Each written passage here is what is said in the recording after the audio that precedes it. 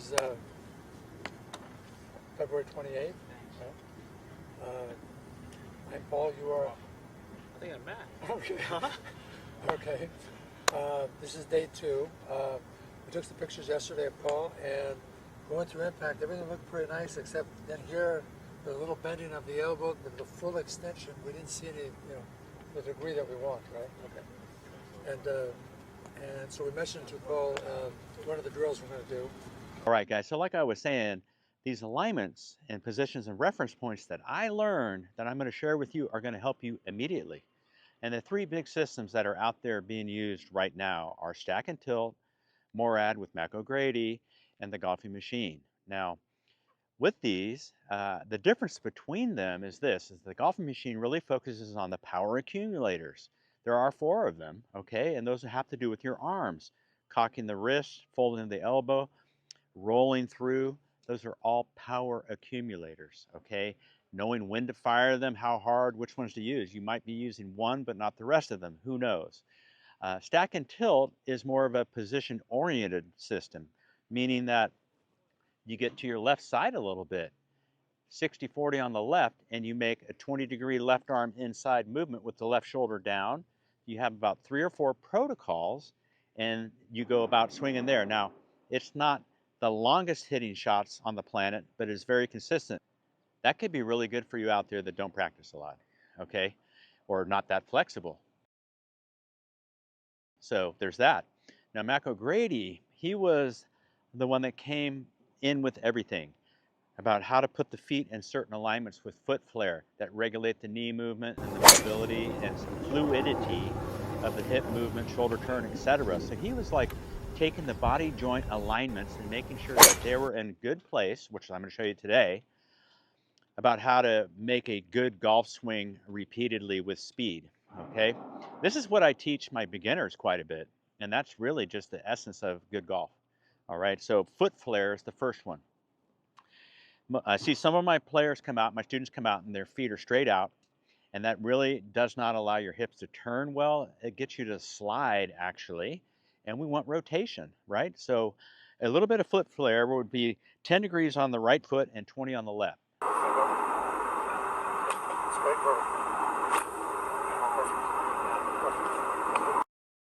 All right, guys, I know a lot of you want to know a little bit more about GRADY and Morad. You know, the CP and CF patterns that he does. Well, check out the link in the description. It's going to take you to a video shot in Vegas where Mac is coaching me. You're going to love it. You're going to learn a lot and be able to use it yourself. So grab that link while it's still up and enjoy it. All right. Pressures are there, how long to get a note, to get a sound. The same thing in here. You have pressure in here, but how much pressure is there? Is it 10, 9, 8, 7? The reason for the double is the foot flare allows my hips to turn freely back. I make the right hip go back to make room for the arms, okay? And that's the reason for it, really. Just so you have a place to take your arms. If you did not do that and you slide your hips, you can see it's in the way of my arm swing going inward and around rotationally. So that's not good. All right, so the foot flare is number 1 on the list. Start from the ground and work up, okay? Right hip clears. Arms have free access to go inside and around, okay? Now the reason for the double, as I was saying before, is that I'm going to turn 45 degrees on the backswing. Got it? Since I have double here, I'm going to go double there. In other words, I'm going to return 45 and do another 45 over here. So there's 90 degrees of turn on the forward swing. Okay, so 10, 20.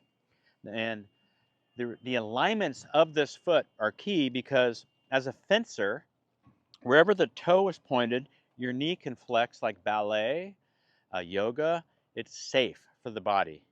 And this is really important for you that are out there trying to move like a tour player, an elite player, and you have workout feet. You're going to wrench your knees and possibly hurt yourself, and we don't want that.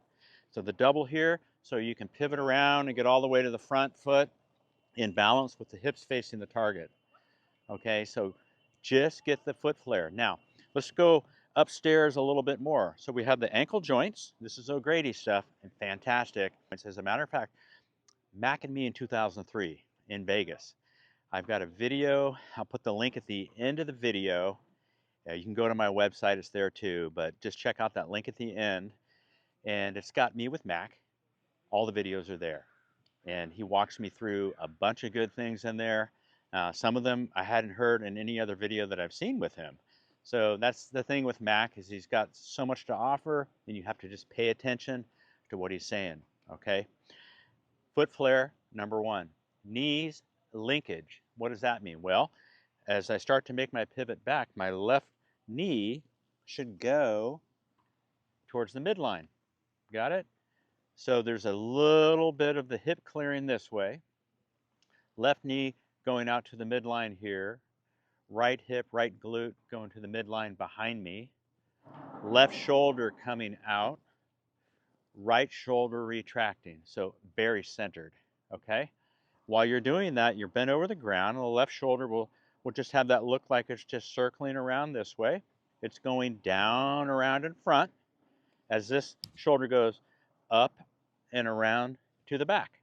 So once I've got that, it's almost like an airplane here. And from there, I'll start to re-swivel this knee back naturally, and the arms will start to just glide through like an airplane on the forward side. Okay, so when you're just working on trying to get the structure of a good backswing pivot, this is what you do. Get the linkage going with the knees, get the hips spinning, make sure you have your foot flare, and that's the program on the forward. It's going to be the left knee re-swiveling, the shoulders lagging behind the hip action, and then coming through to the balanced finish. So if you do some of those, I bet you play better golf today. If you just did foot flare and understood, hey, I got to have 10, 20, 10 over here because I can clear my hip, get the arms in. I got 20 over here so I can get through and finish strong, okay? Just get that done. And leave some comments down below.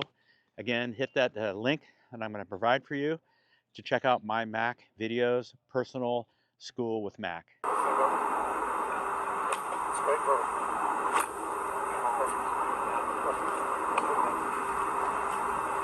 That was a different experience because I felt tight in my necks here, but I felt easy enough to... Yeah, you gotta go. You hold it, and then you gotta release it and go. You gotta like lose the pressure.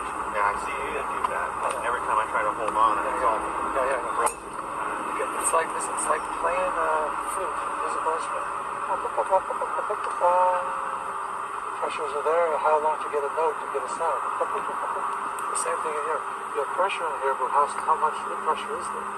Is it 10, 11, 9, 8, 7? All right, so you signed up for Morad. That's awesome. GRADY, one of the hardest hitting golf ball that I've ever heard in my 2003 school with him, Vegas.